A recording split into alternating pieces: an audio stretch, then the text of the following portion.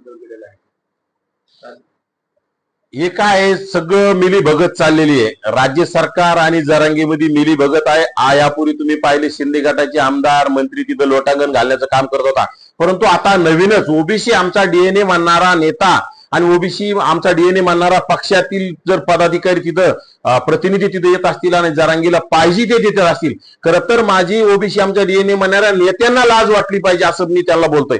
कारण तुमच्या आय काढली, माय काढली, बहीण काढली, लेक काढली, तुम्हाला नाही त्या शिवीगाळ जरांगीने केली आणि जरांगीला तुम्ही पाहिजे ते देण्याचं काम करता. जे ओबीसी समाज फक्त ओबीसी आमचा डीएनए म्हटल्याच्या नंतर 2024च्या विधानसभेला तुम्हाला भरभरून मतं दिली, राज सत्तेवर नेऊन बसवलं. त्या ओबीसींचा केसाने गाळा कापण्याचं काम ओबीसी आमच्या डीएनए मानणाऱ्या नेत्यांनी सुरू केलंय. हे ओबीसीने सुद्धा डोळे उघडून बघितले पाहिजे, कान उघडून ऐकलं पाहिजेत राज्यामध्ये चाललंय काय. कारण जो जरांगे फक्त थोडी आदळ आपट केली, जरांगे मागं कोणी राहिलेलं नाही. परंतु जरांगीने मागायचं जाणीवपूर्वक याला ओबीसींचं आरक्षण संपवायचंय, ओबीसींना नेस्त नाबूद करायचंय. त्याच्यासाठी जरांगे निमित्त मात्र आहे. जरांगेच्या फक्त खांद्यावर बंदूक ठेवून ओबीसींना संपवण्याचं काम चाललेलं आहे. कारण राज्य सरकारला ओबीसी आमच्या डीएनए मानणाऱ्या पक्षाला, ओबीसी आमच्या डीएनए मानणाऱ्या नेत्याला ओबीसींना नेस्त नाबूद करण्याचा ठरलेलं आहे आणि ते फक्त जरांगेच्या माध्यमातून सुरू आहे. आता प्रसाद लाड तिथं आमरस खायला जातो काय, मी तर म्हणतो त्यांनी शेण खायला जावं, जरांगेचं तिथं शेण खावं, आम्हाला त्याच्याशी घेणं देणं नाही. परंतु ओबीसीला संपवण्यासाठी ते जेवढे जीआर काढले ते तिथं नेऊन देण्याचं काम तो करायला लागला. जरांगीचे पाय चाटण्याचं काम करला. अरे जरांगीचे पाय चाटा, जरांगीपाशी लोटांगण घ्या, आम्हाला काही घेणं नाही. परंतु तुम्ही ओबीसींचं वाटोळ करता हे आम्ही ओबीसी कधी विसरणार नाही. ओबीसींच्या विरोधात तुम्ही सातत्यानं जीआर काढून ओबीसींचं राजकीय अस्तित्व, ओबीसींचं शैक्षणिक, ओबीसींचं नोकरीतलं, ओबीसींचं सामाजिक अस्तित्व उद्ध्वस्त करण्याचं काम तुम्ही करत असाल तर ओबीसी कदापि विसरणार नाही. आणि एका पाण्याने देव म्हातारा होत नसतो. एका निवडणुकीत तुम्ही जिंकले म्हणजे तुम्ही काय कायमस्वरूपी सत्तेत आहात हे असं तुमच्या डोक्यातून बाहेर काढा. येणाऱ्या निवडणुकांमध्ये ओबीसी समाज, एससी, एसटी, मुस्लिम हे तुम्हाला कदापि विसरणार नाहीत, कदापि सोडणार नाहीत. तुम्हाला जशा तसं उत्तर दिल्याशिवाय शांत बसणार नाहीत. कारण तुम्ही सातत्याने फक्त एका समाजाचं देणं लागताय असं काम चाललंय तुमचं.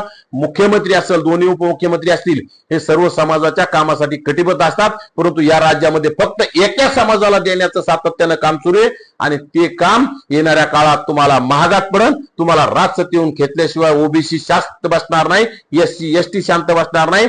तुम्ही ओबीसी एससी मध्ये भांडण लावण्याचं काम सुरू केलंय, ओबीसी मराठ्यामध्ये भांडण लावण्याचं काम सुरू केलंय आणि मुस्लिमांना तर राज्यभरात त्रास सुरू आहे, देशभरात त्रास सुरू आहे, तुम्हाला सगळ्यांना माहिती आहे. त्यामुळे येणारा काळ त्या राजसत्तेत आज बसलेल्या लोकांना अवघड असेल. तुम्ही जाती जातीत भांडण लावता, परंतु येणाऱ्या काळात तुमचंच कधी बेंड फुटल तुम्हाला कळणार नाही आणि येणाऱ्या निवडणुकांमध्ये ओबीसी नक्कीच कोणाला मतदान करायचं हे ठरवल्याशिवाय राहणार नाही. दुसरीकडे असं आहे की सरकार काही डॉक्युमेंट्स आलेले आहेत, म्हणून जर हवे होते असे डॉक्युमेंट ते घेऊन आले. प्रसाद लाड डॉक्युमेंट पेक्षा खोके घेऊन आलेला आहे. डॉक्युमेंट तर त्याला डॉक्युमेंट आणायची काय गरज आहे. सगळे जे जीआर काढले ते ऑनलाईन तुम्हाला मिळवता येतात, सगळं ऑनलाईन दिसतंय. परंतु जरांगीला शांत करण्यासाठी हे खोके घेऊन आलेत. हे जरांगीच्या पुढे, हे पाद्र सरकारी जरांगीच्या पुढे लोटांगण घेण्याचं काम करत आहे.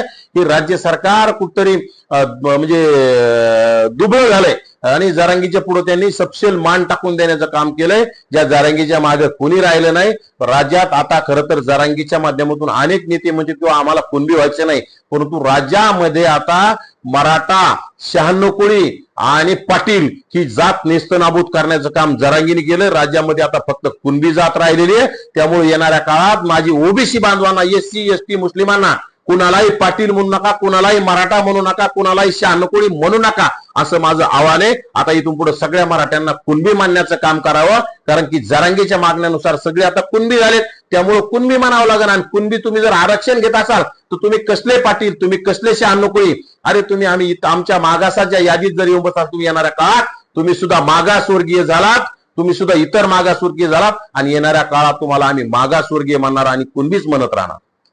दुसरीकडे राज्यामध्ये जे काही पक्ष थोडे झालेले आहेत, उद्धव ठाकरे यांचे 6 खासदार फडणवीस शिंदे गटात जाणार आहे अशी माहिती आता. हे बघा कुठेतरी आता हे नुसतं तोडाफोडीचं राजकारण सुरू आहे. परंतु हे बेंड एक दिवस फुटल्याशिवाय राहणार नाही. आज तुम्ही कुणाचे खासदार फोडतान, आमदार फोडतान, परंतु जनता फोडणार नाहीत. तुम्ही आज 2029 पर्यंत खासदार तुमच्या बाजूने राहतील, परंतु उद्याचे खासदार निवडून आले पाहिजे ना. माझं तर खरं तर जनतेला आव्हान आहे, तुम्ही ज्या लोकांना ज्या त्या भागामध्ये आम्हाला पक्षाशी घेणं देत नाही, तुम्ही कुठल्या पक्षाच्या उमेदवाराला मतदान केलंय, उदाहरणार्थ महाविकास आघाडीच्या त्या खासदारांना, उद्धव ठाकरेंच्या खासदारांना ज्या लोकांनी मतदान केलं असेल, ते जर आज 100 खोक्यासाठी जर फुटत असतील तर यांना चापकाने फोडलं पाहिजे. यांच्या मागे शेतकऱ्यांनी रुमणं घेऊन लागलं पाहिजे, कारण की तुमचं अमूल्य मत तुम्ही त्यांना दिलं होतं, सत्तेच्या विरोधात दिलं होतं, परंतु ते सत्तेत नाक खुपसण्यासाठी गेलेत आणि त्यांना तुम्ही दांडक्याने हाणलं पाहिजे. येणाऱ्या काळात आता ते दिल्लीहून म्हणा मुंबईहून ज्यावेळेस ते घरी परततील त्या टायमाला त्यांना घरात जाण्याच्या अगोदर त्यांना अडवण्याचं काम त्या मतदारांनी केलं पाहिजे आणि त्यांना जाब विचारून चापकाचे फटके देऊन जाब विचारण्याचं काम त्या मतदारांनी केलं पाहिजे. आणि नक्कीच मला आशा आहे की मतदार त्यांना चापकाने फोडल्याशिवाय आणि त्यांना जाब विचारल्याशिवाय स्वस्थ बसणार नाही.